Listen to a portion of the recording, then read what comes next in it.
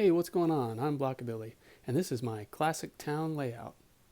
Now, this video is going to be a part 2 kind of continuation of another video I did. It's that video where I did an unboxing of my first Lego train set. And in that video, I talked about how this layout is at its kind of max size on the table I have. So what I'm going to be doing in this video is making a bigger table and expanding my layout. I'll put an info card link up in the top right hand corner so you can check out that other video. As you can see, this layout is 3 plates wide and I think it's 9 plates long. And obviously there's just no room for the train on this layout. It just physically cannot fit on this table. So I got myself a 4x8 sheet of particle board.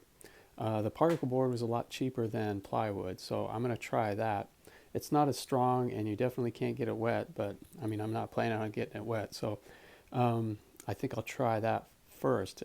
Now, a 4x8 sheet is going to be the same length as this table, but it's going to be a lot wider, and I'm just not sure if my Lego room can really fit that in here.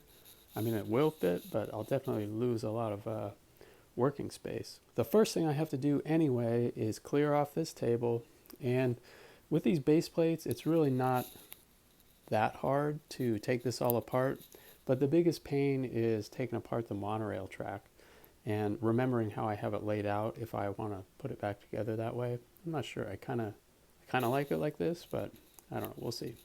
I've had my monorail track going over here to the space and pirate area, but I'm not really in love with that, so I'm going to take this area apart and kind of disconnect the two areas. Okay, now let me get this thing taken apart.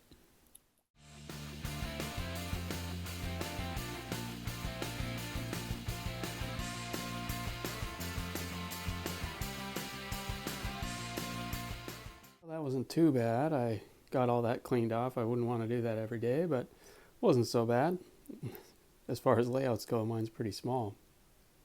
Now, I just wanted to show real quick what 4 feet would look like. It's kind of right to there. I mean, I guess it's not the end of the world, but for me, I would definitely, if it's going to be that wide, I definitely need room in the back to walk around the back side. So, you know, add another foot at least, so then it comes out to like 4 feet into the room. And then I'm kind of really starting to lose space here. I don't know, I'm going to bring that sheet in here and see what it looks like. Here's how it's looking with the full sheet in here, and it's definitely pretty cramped, but I don't know, I feel like I can still sit at this table and make my videos and stuff, and I am kind of reluctant to cut this down, so I don't know, maybe I'll just try it for a while, but I don't know, if I wanted to cut it then I'd have to take it all apart again. I don't know. So I was able to leave myself a little bit of a walking gap on the back side, and I wanted to show you how this is shaking out. So a 4 foot wide sheet ends up being about 4.5 base plates, plus a little extra. So then there's basically 9 extra studs on this side. I thought about maybe just cutting that off, like it'll give me 1.5 inches extra space, but then I don't know, why bother? My old layout was 3 plates wide, and then I wanted to add on either side of that at least a 16 stud plate on either side, and that's how it works out with the radius of the train curves. But since I'm using this full sheet, I'll get, you know, a full base plate on this side, give me a little extra room. I could probably put some extra little houses over there or something, or expand, you know, I can get more sets. And I wanted to show the geometry of the different curves in the Lego Classic setup.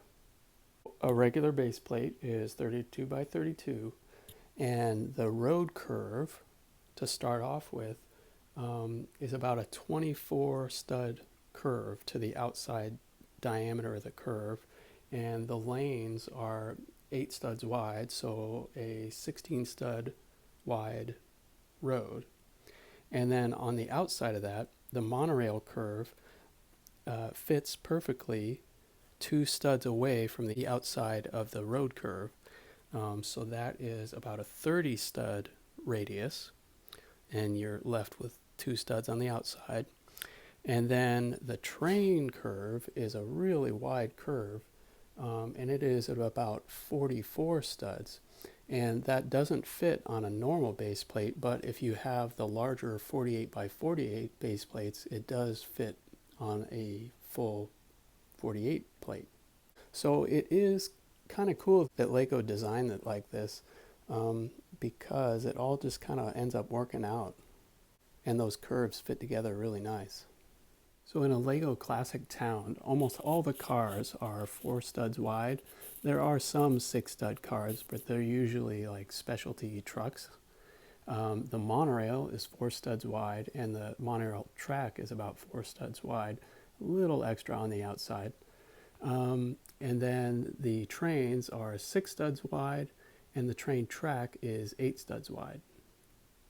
I'm not sure how I feel about the scale of all these. Like, compared to a minifigure, the train does seem like kind of the right size. You know, trains are pretty big when you're standing next to them. The monorail is probably underscaled. It's a little small. But I guess compared to the 4 stud car, it does look about right. So I don't know, it's just a little bit off, but still, for Lego Classic, it all works together pretty well. And I didn't explain this yet, but I'm just setting that sheet of particle board on top of my old table. I don't want to have to bother making a whole new table. Lumber's so expensive, and it'll work just fine like this. You know, I just have to be careful not to like lean on the outside of this, but particle board's strong enough. It'll be okay. Well, there's a couple more things I want to point out that are important to think about when setting up a layout like this. And with the railroad tracks running on the outside of the town like this, one thing is, what if I wanted to create another city block? Well, in the middle, there's a 1 plate 32 by 32 space, and that's where most of the buildings are going to go.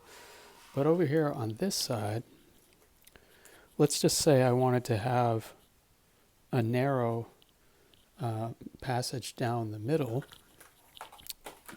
You know, like if there were plates laid out like this,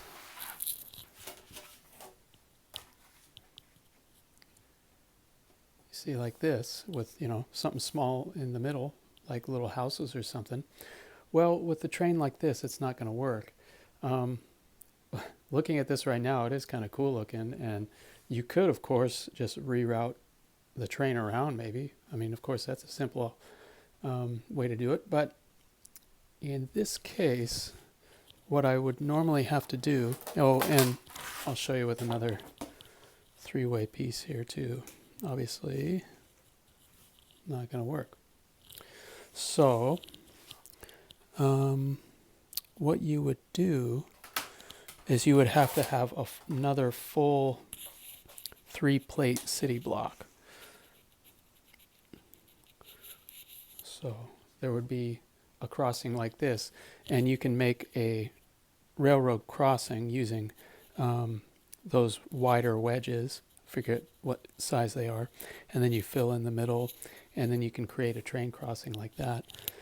But then in this case, this layout's not going to be big enough to do it this way. So here's what would happen if I tried to make this configuration work, and I just try to snake the track around like this. It looks kind of cool, but one thing that happens is I'd end up with 6 studs of the track hanging over the edge on this side, and it messes up the length of the railroad track to the base plates, so I end up with like 2 or 3 studs hanging over there. So it doesn't exactly work. I'm sure I could come up with a way to make it work, and it would be fine, but I don't know. I'm just not there yet. I'm going to stick with my original plan and see what I can come up with. Just start laying out some buildings and see what it starts looking like.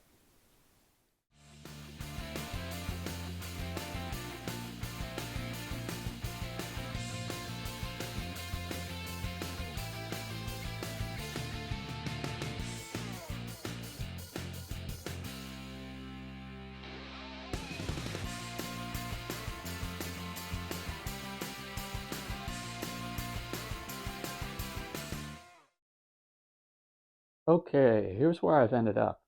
Since I did the time lapse, I've rearranged my layout again.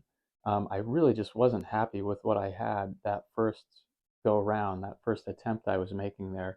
I was trying to make it too much like my old layout where I had just like one plate city block with the road around it, and it just was not working out. I couldn't fit everything in, and then plus I had extra space anyway. Um, and just between the railroad track and the monorail track, it just like I don't know, it wasn't working at all. So um, I redid it and decided to make the town block a four-plate block, and then put the road around that, and it worked out so much better.